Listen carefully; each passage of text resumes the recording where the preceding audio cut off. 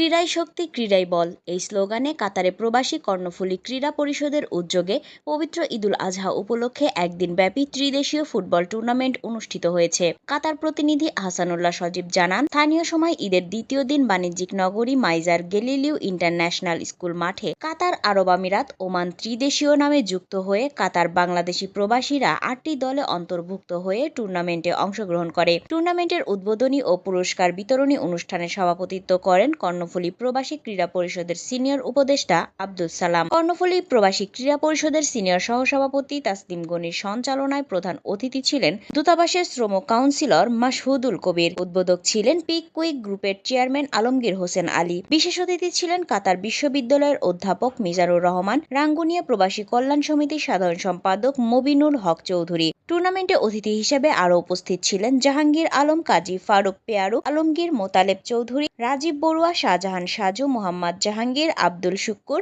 আব্দুল মতিন, আবু তৈয়ব সহ অন্যান্যরা। টুর্নামেন্ট পরিচালনা করেন সৈয়দুল হক, মোজাইদুল হক রাশেদ, মোহাম্মদ আলমগীর, মোহাম্মদ সুমন ও মোহাম্মদ দিদার। মাদকমুক্ত সমাজ গড়তে ক্রীড়ার বিকল্প নেই এই প্রতিপাদ্য নিয়ে ত্রিদেশীয় tournament zone Chittagong friends club football একাদশ ১-০ গোলে স্বপ্নচূড়া ফুটবল একাদশকে পরাজিত করে চ্যাম্পিয়ন হয়।